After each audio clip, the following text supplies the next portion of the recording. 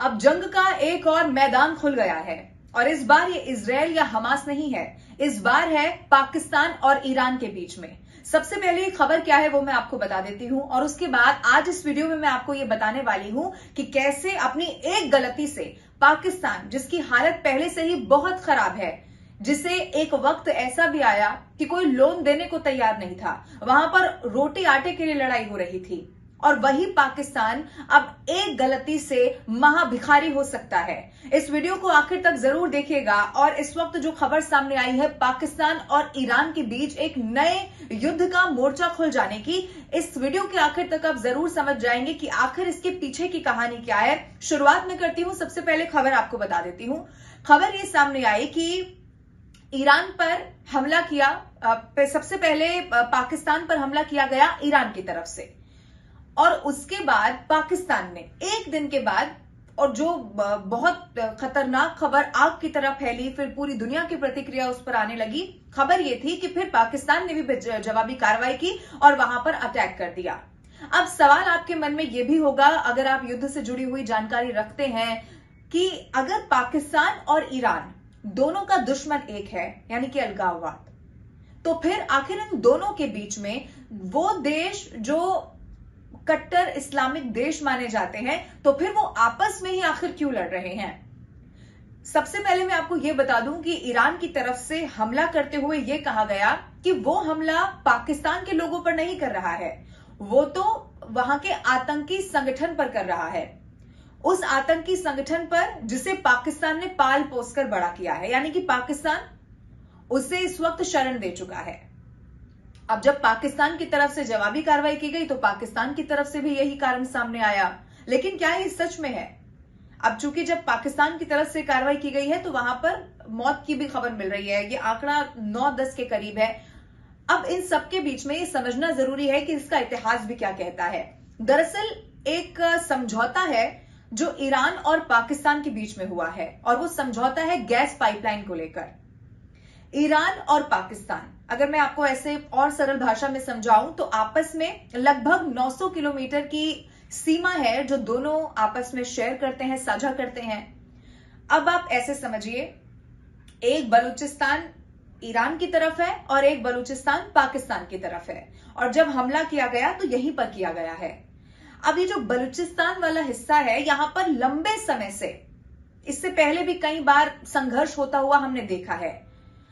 अब एक आतंकी संगठन जिसका नाम इस वक्त इस युद्ध के बाद या इस एयर स्ट्राइक के बाद सुर्खियों में आया, वो कौन सा नाम है? जैश अल-अदल। और ये आतंकवादी संगठन है, इसके बारे में भी मैं थोड़ा सा आपको बता देती हूं। इस पर पाकिस्तान पर इसी आतंकवादी संगठन को शरण देने का आरोप है, पालने पोसने का, बढ़ाने का आरोप है, जो पाकिस्तान पर इससे पहले भी लगते रहे हैं, आतंकवाद को समर्थन करने के आरोप। तो ये जो आतंकवादी संगठन है, 2012 में इसकी स्थापना होती है और 2023 में ये वहां पर ईरान पर एक हमला भी करता है, उसी इलाके में जिसकी अभी हम बात कर रहे हैं, और वहां पर जो पुलिसकर्मी थे उनकी मौत भी हो जाती है। अब वो ये कहता है, ये संगठन जो आतंकवादी संगठन है, वो ये कहता है कि वो वहां के लोगों की स्वतंत्रता के लिए हमेशा लड़ता आया है, और उसी दिशा में ये इस तरीके के हमले करता है। मैं आपको ये भी बता दूं कि 2013 से वहां पर जो बलूचिस्तान वाला जो इलाका है, जो ईरान वाला इलाका है, वहां पर ये हमेशा से एक्टिव रहा है, और इससे पहले भी कई सारी ऐसी खबरें इसी संगठन से जुड़ी हुई सामने आई है। अब ईरान ने एयर स्ट्राइक करते हुए ये कहा कि हमने टारगेट इस आतंकवादी संगठन को किया था, यानी कि दोनों ने एक दूसरे पर आरोप क्या लगाया, कि आरोप ये कि आप दोनों ही आतंकवाद के मामले में आतंकवाद को रोकने में विफल हो गए हैं। अब सच्चाई एक ये भी कहती है कि एक समझौता है गैस पाइपलाइन को लेकर। इस समझौते को पूरा करने के लिए इससे पहले कई बार ईरान पाकिस्तान को नोटिस तक दे चुका है। अब थोड़ा सा ये भी जान लीजिए कि समझौते के तहत कहा क्या गया था। 2012 अक्टूबर का वो वक्त था जब इस समझौते को किया गया, और पाकिस्तान की तरफ से 2014 दिसंबर तक इस प्रोजेक्ट को पूरा करने की बात की गई। लेकिन हुआ क्या? वो अधर में लटक गया, वो पूरा नहीं हो पाया।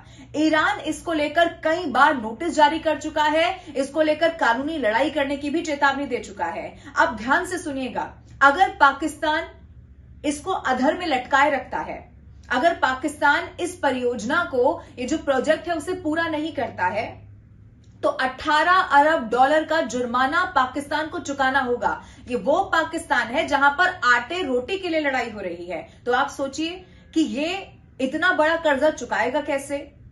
अब ऐसे में जब आखिरी नोटिस दिया गया था ईरान की तरफ से, तब 2024 में मार्च अप्रैल के समय में तैयार रहने को कह दिया गया था 18 अरब डॉलर जुर्माना भरने के लिए।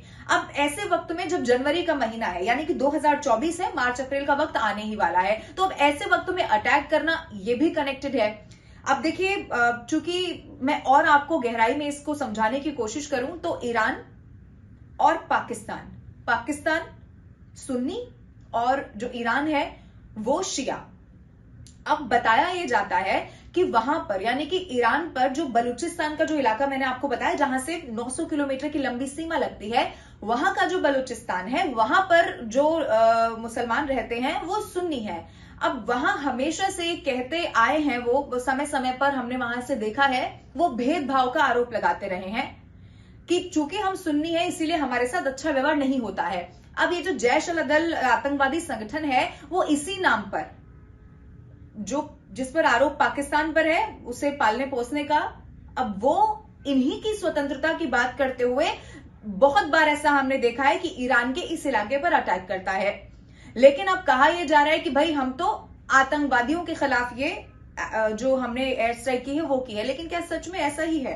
क्या इसके पीछे ये बड़ा प्रोजेक्ट जो अभी भी अधर में लटका हुआ है, ये तो बड़ा कारण नहीं है? तमाम सवाल है।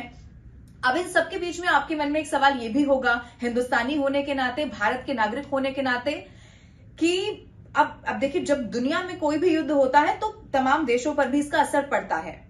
तो अब ऐसे वक्त में इस वॉर का या इस वॉर फ्रंट का भारत से क्या लेना देना है, या भारत की इस पर क्या प्रतिक्रिया है? अगर आपका सवाल यह है तो इसका जवाब भी जरा सुन लीजिए। भारत के विदेश मंत्रालय ने इस बात को दोहरा दिया है कि भारत की आतंकवाद को लेकर जीरो टॉलरेंस की नीति है, लेकिन यह भी कहा है कि अपने आप की रक्षा करने का अधिकार हर देश को होता है। मैं आपको यह बता दूं कि चाहे कोई भी मोर्चा हो, चाहे कोई भी प्लेटफॉर्म हो, भारत हमेशा जीरो टॉलरेंस की नीति आतंकवाद को लेकर रखता आया है। और एक बार फिर से यही हुआ। भारत, मैं आपको यह भी बता दूं कि पाकिस्तान को लेकर बहुत मुखर होकर यह कहता है कि भारत पाकिस्तान से तब तक अच्छे रिश्ते नहीं रख सकता जब तक कि पाकिस्तान आतंकवाद को पालना पोसना बंद कर दे। और बहुत मौके ऐसे रहे हैं कि जब आतंकवादियों से जो कनेक्शन जुड़ता है वो पाकिस्तान का ही आखिर में जाकर जुड़ जाता है। अब ऐसे वक्त में जब पाकिस्तान और ईरान के बीच में ये युद्ध की शुरुआत हो गई है, अगर हम ये कहें तो गलत नहीं होगा, तो भारत का स्टैंड बहुत क्लियर है कि अगर ये आतंकवाद के समर्थक है तो हमारा इससे कोई लेना देना नहीं है।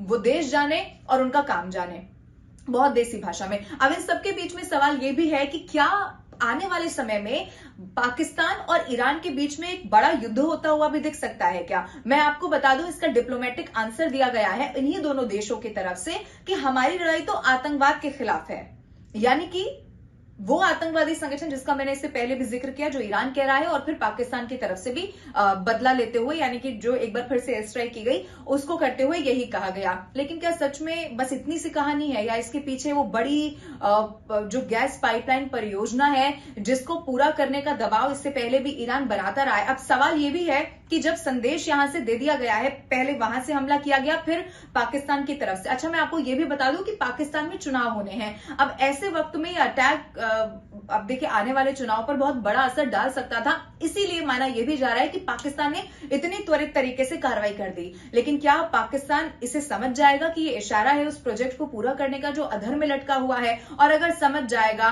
तो पहले से कंगाल हो चुका पाकिस्तान इसे पूरा कैसे करेगा? क्योंकि उसे कर्ज देने को कोई तैयार नहीं है, और पाकिस्तान की खुद की हालत कितनी माली कितनी खराब है ये पूरी दुनिया जानती है। अगर मैं इन दोनों देशों का कंपैरिजन भी आपको बताऊं तो ईरान ज्यादा ताकतवर भी है, ईरान ज्यादा अमीर भी है पाकिस्तान से। तो अब पंगा तो ले लिया है पाकिस्तान ने, तो फिर अब इसको पूरा कैसा करेगा? अब जो ये परियोजना जिसे 2014 में पूरा हो जाना था, 2024 हो गया है, तो क्या अभी ये पूरा कर पाएगा? इन सब पर नजर हमारी लगातार बनी रहेगी। अगर आप युद्ध से जुड़ी हुई खबरों में इंटरेस्ट रखते हैं और ये वीडियो आपको अच्छा लगा तो आप कमेंट करके भी जरूर बताइए। आपकी राय इस वीडियो को लेकर या इस युद्ध को लेकर क्या है, ये भी आप कमेंट करके जरूर बताइए।